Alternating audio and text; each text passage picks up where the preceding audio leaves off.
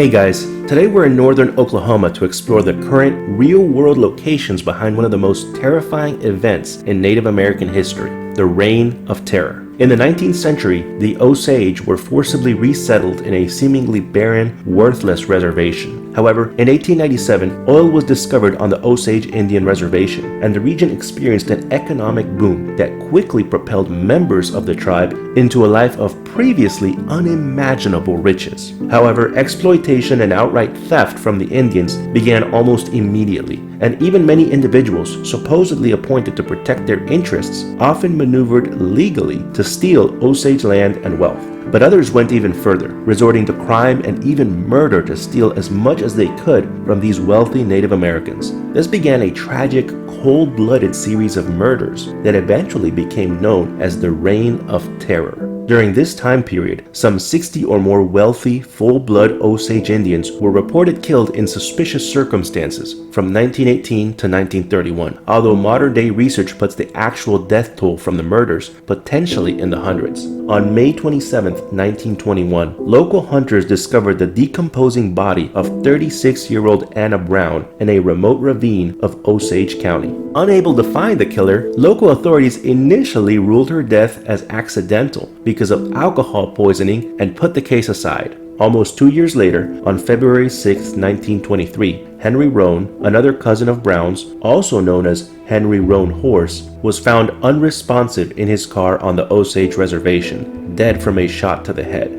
Then, on March 10, 1923, a bomb destroyed the Fairfax residence of Anna's sister, Rita Smith, killing Rita and her servant, Nettie Brookshire. Rita's husband, Bill Smith, sustained massive injuries from the blast and died 4 days later. Later investigations revealed that the bomb contained 5 gallons of nitroglycerin. The crime scene may look a lot different today, but nothing can ever erase this tragedy from the minds of the Osage community. By 1925, at least 60 wealthy Osage had died, and their land had been conveniently inherited or deeded to their guardians, who were local white lawyers and businessmen. Thus, that same year, Osage tribal elders sought assistance from the Bureau of Investigation, the FBI's predecessor, to investigate the rising number of murders. The Bureau sent Agent Tom White to lead the investigation. It soon became clear to Tom that the local police were either unable or unwilling to assist with the investigation. Thus, White decided not to rely on them. Instead, most of his agents would be working undercover, posing as an insurance salesman, cattle buyer, oil prospector, and herbal doctor. Working for 2 years, the agents discovered a crime ring led by William Hale, a powerful, wealthy rancher with several banking and business interests throughout Osage County,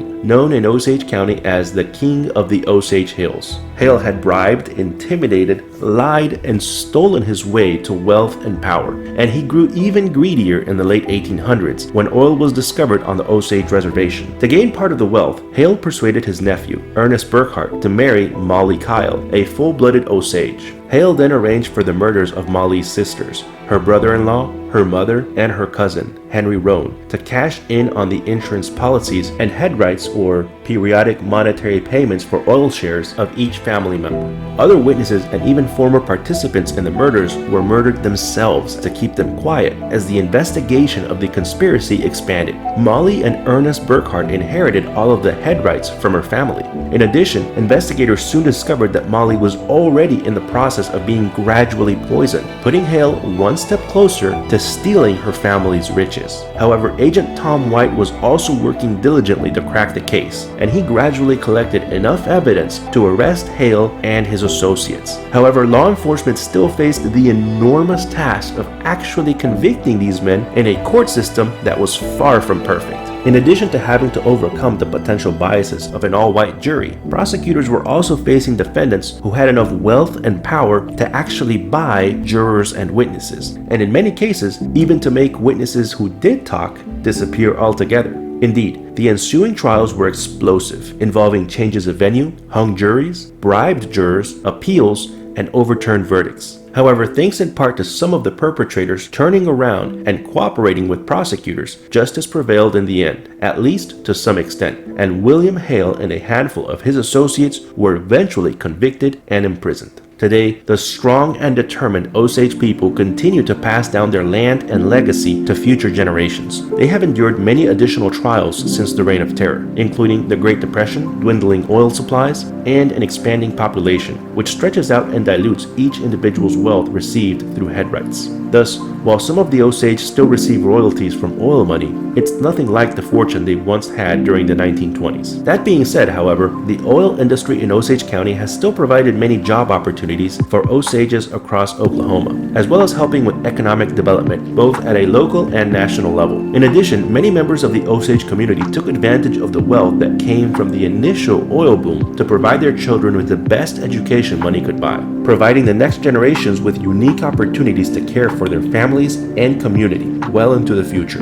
Truly, the Osage are a strong and resilient people that refuse to go down without a fight, and the story of their endurance, struggles, and survival throughout the Reign of Terror is one of the most significant chapters, not only in the history of their people, but in the history of American law enforcement, with the relentless efforts of individuals like Tom White paving the way for the establishment, expansion, and development of American law enforcement institutions such as the FBI. Thanks a lot for letting me share this story with you. I'll see you next time.